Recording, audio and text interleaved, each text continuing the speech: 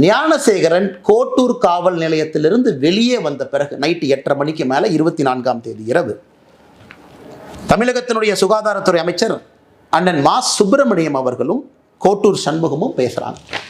இது கோட்டூர் சண்முகத்தினுடைய சிடிஆரை பார்த்தீங்கன்னா ஞானசேகரன் வெளியே வந்ததுக்கப்புறம் கோட்டூர் சண்முகத்தினுடைய பிஹேவியரல் பேட்டர்ன் மா சுப்பிரமணியத்தை கூப்பிடுறார். 8:30 மணிக்கு பேசுகிறாங்க. 8:32 மணிக்கு மா சுப்பிரமணியமும் கோட்டூர் சண்முகம் மறுபடியும் பேசுகிறாங்க. இது எல்லாம் நம்ம நல்லா புரிஞ்சுக்கணும். எதற்காக, யாரை காப்பாற்றுறதுக்காக இவ்வளவு பதட்டம்? அண்ணா பல்கலைக்கழகத்தில் பணிபுரியக்கூடிய நடராஜன் ஒருத்தர், ஒரு முக்கியமான அதிகாரி, கேட் கண்ட்ரோல் அவர் கையில் இருக்குது. அதெல்லாம் காவல்துறை நீங்கள் தான் சொல்லணும், எல்லாம் என்னுடைய வேலை கிடையாது. 48 மணி நேரம் கழித்து அந்த நடராஜன் யாருன்னு பேசுவோம். ஒரு பிஆர்ஓவா, கேட் யார் கண்ட்ரோலில் இருக்குன்னு.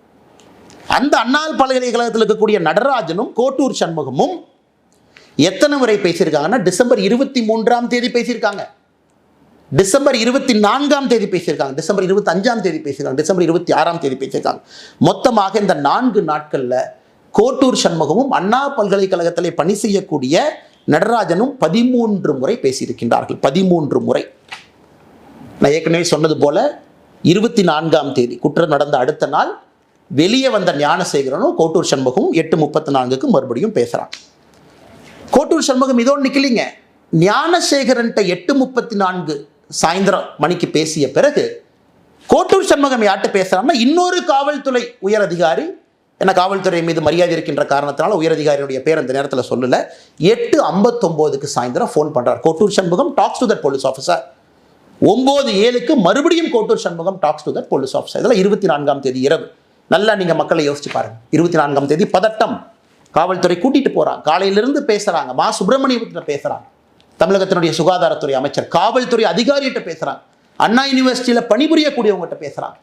அந்த 24th night is the most crucial night. காரணம், எவிடன்ஸ் அளிக்கப்படுது.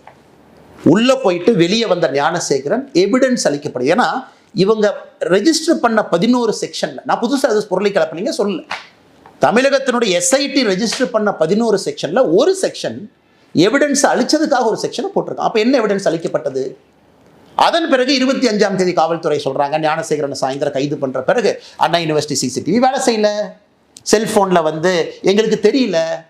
மே 14ஆம் தேதி தான் சொல்றாங்க இன்னொரு பாலியல் வன்கொடுமை வழக்கு ஞானசேகரன் மீது பதிவு செஞ்சிருக்கிறாங்க. அதை பத்தி யாரும் நம்ம பேசல, அது எந்த ஸ்டேஜில் இருக்குன்னு கூட தெரியாது. 25ஆம் தேதி காவல்துறையை பொறுத்தவரை பிளாங்க். ஞானசேகரனை கைது செய்த பிறகு பிளாங்க். ஸோ கோட்டூர் சண்முகத்திற்கு எதற்காக இவ்வளவு பதட்டம்? அந்த பகுதியினுடைய திராவிட முன்னேற்ற கழகத்தினுடைய வட்ட செயலாளர்.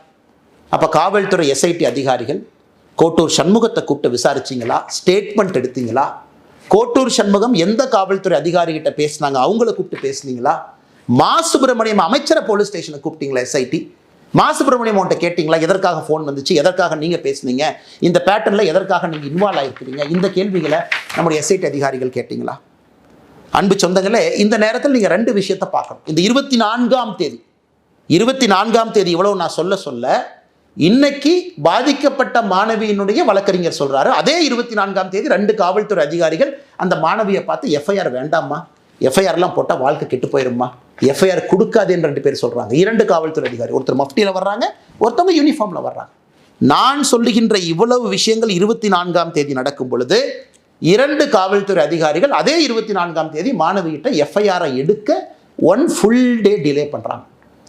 ஸோ அதனால் இது எல்லாமே உங்களுடைய கவனத்துக்கு கொண்டு வருவது மட்டுமல்ல, உங்கள் முன்னால் இந்த நேரத்தில் நான் வைத்திருக்கின்றேன். அன்பு சொந்தங்களை, இன்னைக்கு நாம கேட்கக்கூடிய முக்கியமான கேள்விகள், யார் அந்த சார்? அதே கேள்வியை திரும்ப நம்ம கேட்குறோம், முதல்ல இருந்து கேட்டுக்கிட்டு இருக்கோம். சர்க்கம்ஸ்டன்ஷியல் எவிடன்ஸ் என்ன? இதெல்லாமே ஓப்பன் சிடிஆர் கால்ஸ். இந்த சிடிஆர்லாம் பார்த்தீங்கன்னா 3 செகண்ட் பேசுகிறாங்க, அண்ணே வாட்ஸ்அப்பில் வாங்கிறார். வாட்ஸ்அப் நம்மகிட்ட இல்லை, அது காவல்துறையிட்டு இருக்குது. ஐபிடிஆர்னு அது தனியாக ஒன்று போட்டு அவங்க எடுப்பாங்க. ஸோ வாட்ஸ்அப்பில் என்ன பேசுனாங்க தெரியாது. நான் சொல்வதெல்லாம் நேரடியாக தொலைபேசியில் ஓப்பன் டாக் பேசியிருக்கக்கூடிய கால். ஐபிடிஆர் அக்சஸ் நம்மகிட்ட இல்லைங்க, அது காவல்துறையிட்டு இருக்கும். ஸோ யார் இன்டர்நெட் ஃபோன் கால் பண்ணது? சாதாரணமாகவே நம்மளே வாட்ஸ்அப்பில் தானே பேசுகிறோம். ஸோ எத்தனையோ கால் இதில் பார்த்தீங்கன்னா 3 செகண்ட் 4 செகண்ட் பேசின கால் என்ன, அண்ணே வணக்கண்ணே கொஞ்சம் வாட்ஸ்அப்பில் வாங்க. கோட்டூர் சண்முகம் விசாரிக்கப்பட வேண்டிய நபர். தமிழகத்தினுடைய சுகாதாரத்துறை அமைச்சர் மா சுப்பிரமணியம் விசாரிக்கப்பட வேண்டிய நபர். அந்த தெளிவை முதலமைச்சர் சொல்லாம எதுக்கு நாடகம் போடுறார்? முதலமைச்சராக ஒரு பக்கம், திராவிட முன்னேற்ற கழகத்தினுடைய தலைவராக இன்னொரு பக்கம் இருக்குல்ல. முதலமைச்சருக்கு 2 பொறுப்புகள், 2 பதவிகள் இருக்கு. கட்சி இன்வால்வ் ஆயிருக்கு, முதல்ல இருந்து இன்வால்வ் ஆயிருக்கு, காவல்துறை அதிகாரிகள் இன்வால்வ் ஆயிருக்கிறாங்க, இவ்வளவு விஷயங்கள் நடந்திருக்கு, இவ்வளவு தொலைபேசி அழைப்புகள். நீங்க கேட்கலாம், இல்ல அண்ணாமலை என்ன நீங்க சும்மா சொல்றீங்க. சரி, கோட்டூர் சண்முகம் அவர்களும் மா சுப்பிரமணியம் அவங்களும் டெய்லி பேசிக்கிறாங்களா? டெய்லி பேசிக்கிறாங்கன்னா, நான் சொன்ன 24ஆம் தேதியை 2 முறை பேசிக்கிட்டாங்க. அதன் பிறகு 6 நாட்கள் அவங்க பேசிக்கொள்ளவே இல்லை. இவங்க டெய்லி பேசுகிற ஆட்கள் கிடையாது. 24ஆம் தேதி பேசிய பிறகு இவங்க திரும்ப பேசினாங்களான்னு ரெக்கார்ட் எடுத்து பார்த்தீங்கன்னா 6 நாட்கள் இவங்க பேசலை. அதனால் 24ஆம் தேதி பல விஷயங்கள் நடந்திருக்கிறது. அங்கே தான் யார் அந்த சார் ஒளிஞ்சிருக்கிறார். அதனால் இது தொடரும். இன்னைக்கு நான் ஏற்கனவே சொன்ன எதற்கும் பயப்பட போவது கிடையாது. ஒரு விஷயத்தை நான் சொன்னேன், அதனை கையில் எடுத்திருக்கேன், உடும்பு புடியாக பிடித்து கடைசி வரை போக போகிறேன். நான் சாட்டையால் அடித்து கொண்டது அண்ணா பல்கலைக்கழக மாணவியினுடைய சகோதரனாக. எனக்கு ஒரு சகோதரி, அந்த சகோதரிக்கு ஒரு சகோதரன் இருந்தால் 2 பேருக்கும் என்ன வழி ஏற்பட்டிருக்குமோ அதைத்தான் நான் செஞ்சேன். அதனால் தொடர்ந்து கேள்விகள் கேட்போம். இதை நம்ம விட போகிறதில்லை. இதுக்கும் அவங்க சொல்லுவாங்க இப்படி அப்படிம்பாங்க. அடுத்து நான் 48 மணி நேரம் கழித்து மறுபடியும் அடுத்த விஷயத்தோடு பேசுவோம். அதனால் முதலமைச்சர் அவர்களே பதில் சொல்லுங்க. இத்தனை பேர் இவ்வளவு குழப்பத்தில் ஒரே ஒருத்தர் மட்டும்தான் அக்யூஸ்டு, எங்களுக்கு வேற யாரும் தெரியாது. இந்த ஆள் அவ்வளவு தைரியமா அண்ணா பல்கலைக்கழகத்துக்குள்ள இடத்த செலக்ட் பண்றான், இந்த இடம்னு தெரியுது, அந்த இடத்த ரெடியா உட்கார்ந்துருக்கான். அப்படின்னா இதுக்கு முன்னாடி அவன் குற்றமே எங்க செய்யலீங்களா? இது யாராச்சும் நம்புவாங்களா? அவ்வளவு பக்காவா ஸ்கெட்ச் போட்டு எஃப்ஐஆர் படிக்கும் போதே தெரியுது அந்த இடத்துல இருக்கக்கூடிய நபர் வேற எந்த தாக்குதலையும் ஈடுபடவில்லை. அப்ப மே 14ஆம் தேதி போட்ட வழக்கு என்ன சார்? யார் இந்த விக்டிம்? அண்ணா பல்கலைக்கழக மாணவியை விக்டிமா, இல்லை இதே ஞானசேகரன் இன்னொரு இடத்துல இருந்தாரா? அதனால் கேள்விகள் தொடர்ந்து கேட்போம்.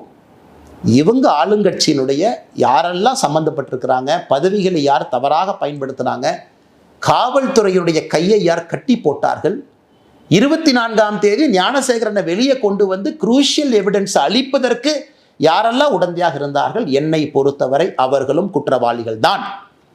அதில் தான் அந்த யார் என்கின்ற சார் ஒளிஞ்சிருக்கிறார். வணக்கம், நன்றி. டயா பூஸ்டர், சுகருடைய ரிமோட் கண்ட்ரோல் இனி உங்க கையில. அனைத்து மருந்து கடைகளிலும் கிடைக்கும்.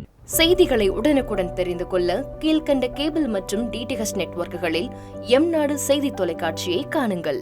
பாதகம் செய்பவரை கண்டால் நாம் பயம் கொள்ளலாகாது பாப்பா.